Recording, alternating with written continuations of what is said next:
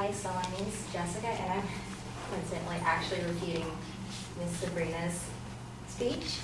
So, my advocate, I'm countering her argument that extending the school year would actually negatively affect average students. And her secondary claims listed in order is extending the school year will negatively affect public schools. 2, it will negatively affect families, and 3, it will negatively affect students. So my response to her first secondary claim is that extending the school year will positively influence and enrich education in public schools. So actually in her bibliography, she cited a quote from an article, Arguments for and Against Longer School Years. And in this quote, it says most calculations suggest that a 10% increase in time would require 6 to 7% increase in cost, which may be true, but she neglects to mention the rest of the quote, which says that it could save parents money in childcare costs. And she made the argument that quality time in classrooms is not prioritized. I challenge this claim, but let's suggest that this claim is true. Hypothetically, wouldn't it make more sense in that by extending the school year, it's going to actually better allow educators more time to allocate to their students. And a quote in the same article that she used is that any addition to allocated time will only improve achievement to the extent it is used for instructional time, which must then be used for engaged time, which in turn must be used effectively enough to create academic learning time. There's also a lack of evidence to suggest teacher burnout, which will result from an extended academic school year. And according to a New York Times article, it states that research on longer school days or years actually shows mixed results, so there's no evidence supporting her statement. And she also said that extracurricular activities would be thrown off by the schedule. I don't believe this is true. I assume she's making the argument that the U.S. will be completely switching to a longer school year, which if they are, it's safe to assume that the extracurricular programs such as band and sports would coincide with the change. And my response to her secondary claim is that extending the school year will have a negative impact on families. Actually, she mentioned that with the extended school year, the negative outcome would be difficult vacation times, and there would be lack of proper childcare within families. The argument that you cannot plan vacations with an extended academic school year is presumptuous based on no concrete evidence. If adults are working full-time, they're entitled to paid time off and vacation leave, which is actually requested off much in advance. She fails to mention how much longer the academic school year will be extended. It could be a week, and if it's a week, I would be doubtful that it would be too difficult to plan vacations. She also mentions that students would have to choose school for family, and this would negatively affect their relationship. Well, first of all, it's not a choice that they make, and families will still have afternoons, evenings, and weekends to spend together. And as a personal example, I went to public high school in San Francisco, and for Wednesdays we had minimum days, which meant that you end 2 hours earlier.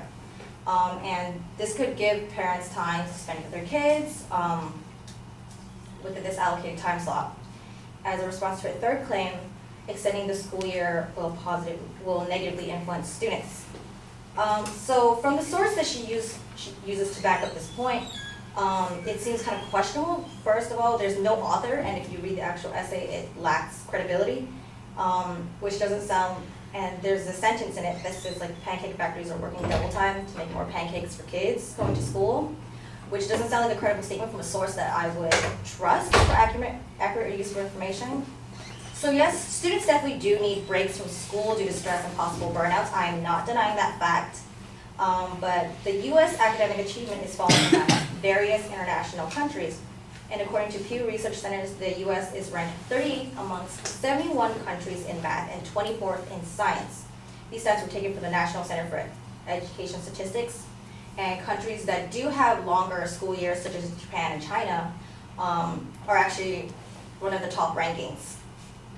And according to research conducted by Johns Hopkins University, studies actually show that during summer breaks, students, particularly those from low-income families, tend to forget what they learned in the school year. And getting back to school earlier, supporters of longer calendars say, is one of the best ways to narrow achievement gap between the rich and the poor. So true, she also mentions that students will have no desire to attend class every day. I don't think most students have the desire to attend class anyways. So yes, students may lack a desire to attend every day, however, it's for their personal benefit to attend each and every class session. So isn't it true even for the current academic school year? She also mentions that students will be forgetful of previous materials in the beginning of the academic calendar. And in an interview between today and former President Obama, Obama has stated that that month makes a difference. It means students are losing a lot of what they learned during the school year, during the summer, and the idea of a longer school year, I think that makes sense. Now that's going to cost some money, but I think that would be money well spent. So to conclude, I believe that by extending the school year, by extending the school year, it will not negatively affect the United States. Thank you.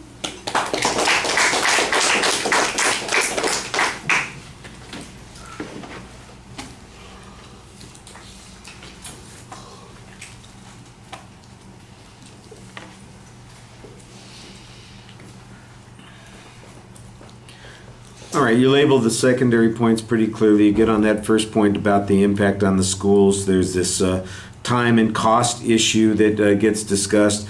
The argument that says it's going to save money for parents, that's okay. I don't know that the trade-off is that critical or important.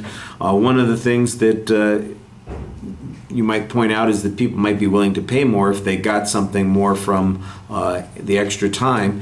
And like you said, there are some personal trade-offs that get made. That's an okay argument. I'm not sure that that's the most important thing.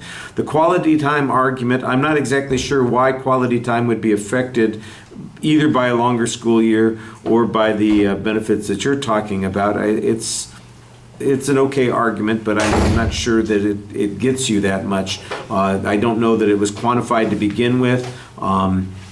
You certainly don't have any quantification on it. It just seems like it's one of those things that it's a nicety more than anything else. I do think that there's a reasonable challenge. You said there's a lack of evidence on teacher burnout. I don't remember that the advocate presented any information on that at all. So I guess that's okay.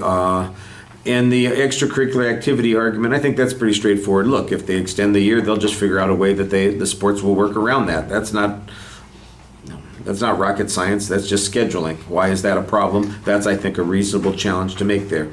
On the family impact,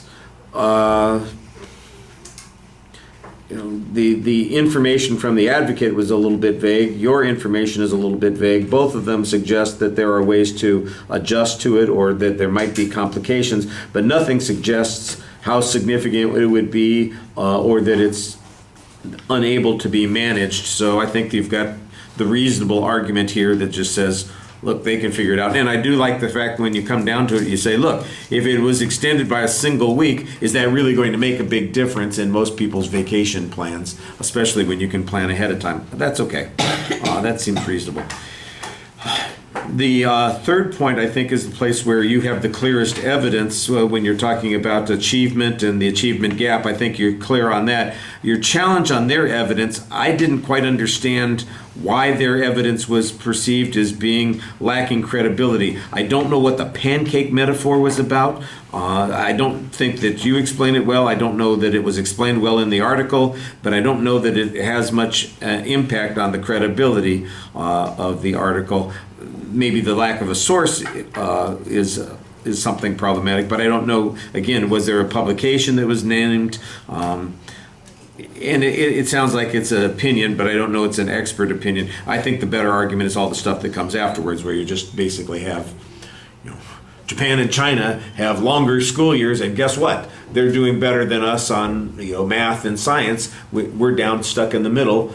We need to do something about that. And then you've got a couple of quotes from people who said that would make a difference. John Hopkins suggested it would make a difference. President Obama suggested it makes a difference. Those seem like reasonable arguments to me.